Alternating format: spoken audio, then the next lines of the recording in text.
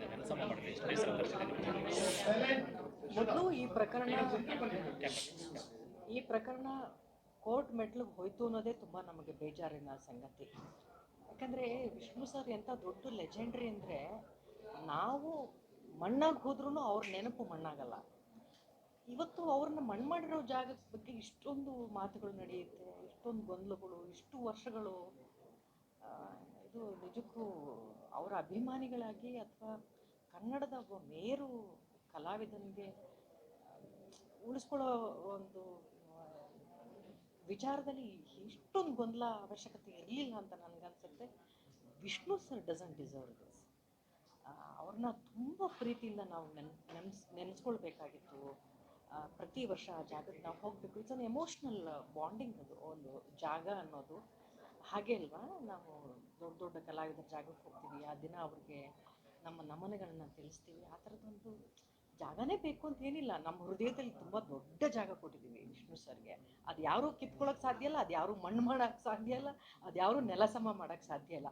ಪ್ರತಿಯೊಬ್ಬ ಕನ್ನಡಿಗರ ಹೃದಯದಲ್ಲಿ ವಿಷ್ಣು ಸರ್ ಇದ್ದಾರೆ. ಆದರೆ ಈ ಥರ ವಿಚಾರ ನಿಜಕ್ಕೂ ಒಂಥರ ಆಗಬಾರ್ದಾಗಿತ್ತು ಅನ್ನೋ ನೋವು, ದುಃಖ ನಮ್ಮೆಲ್ಲರಿಗೂ ಇದೆ. ಸಾಕಷ್ಟು ವರ್ಷದಿಂದ ಈ ಥರ ಗೊಂದಲ ನಡೀತಾ ಇದ್ದಾರೆ. ಅದೇ ಈ ವಿಚಾರ ಯಾಕೆತ್ತಲ್ಲ ನಾವೇನು ಮಾಡೋಕ್ಕಾಗತ್ತೆ? ಕೋರ್ಟಲ್ಲಿ ಹೋಗಿರೋದ್ರಿಂದ ವಿಷ್ಣು ಸರ್ ಅವರ ಕಾಲವಾದ ದಿನನೇ ಈ ಥರದ್ದೊಂದು ಪ್ರಶ್ನೆ ಉದ್ಭವ ಆಗುತ್ತೆ ಅನ್ನಂಗಿದ್ರೆ, ನಮ್ಮ ಹೃದಯದಲ್ಲಿ ಜಾಗ ಕೊಟ್ಟಿರೋ ಒಬ್ಬ ಕಲಾವಿದನಿಗೆ ನಮ್ಮ ಮನೇಲಿ ಒಂದು ಜಾಗ ಕೊಡಲ್ವಾ? ನಮ್ಮ ಜಮೀನಲ್ಲಿ ಜಾಗ ಕೊಡಲ್ವಾ? ನಮ್ಮ ಜಾಗದಲ್ಲಿ ಜಾಗ ಕೊಡಲ್ವಾ? ಖಂಡಿತ ಕೊಡ್ತಿದ್ವಿ. ಆದರೆ ಈ ಗೊಂದಲ ಆಗುತ್ತೆ ಅಂತ ಯಾರಿಗೆ ಗೊತ್ತಿತ್ತು? ಆ ಜಾಗದಲ್ಲಿ ಗೊಂದಲ ಇದೆ ಅಂತಲೇ ಗೊತ್ತಿರಲಿಲ್ವಲ್ಲ.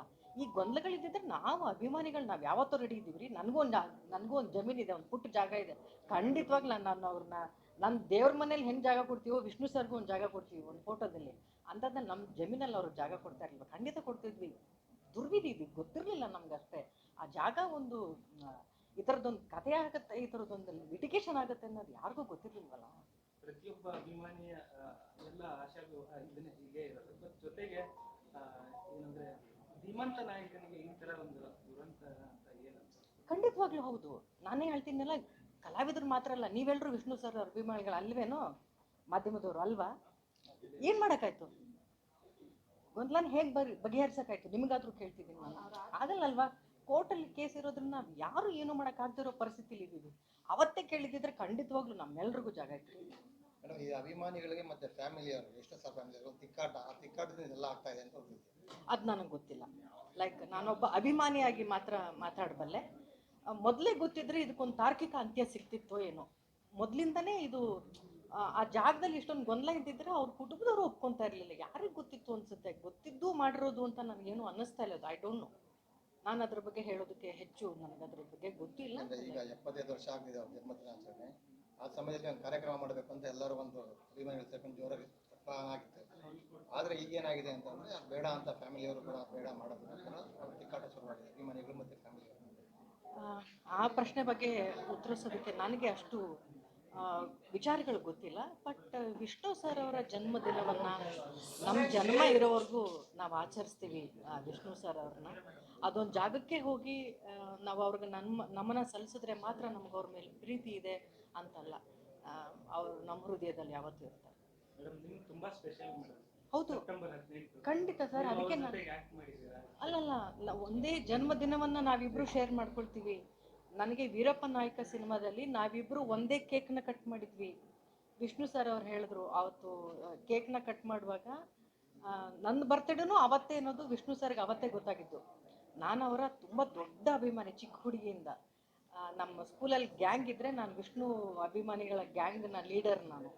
ಸೊ ಅವ್ರಿಗೆಲ್ಲ ಆ ಕಥೆನ ಹೇಳುವಾಗ ವಿಷ್ಣು ಸರ್ ಹೇಳಿದ್ರು, ನೋ ನನಗೆ ಕೇಕ್ ಅಂತ ತರಬೇಡಿ, ಶ್ರುತಿಯವ್ರಿಗೆ ಕೇಕ್ ತೊಗೊಂಡು ಬನ್ನಿ, ಆ ಕೇಕ್ನ ನಾನು ಕಟ್ ಮಾಡ್ತೀನಿ ಅಂತ.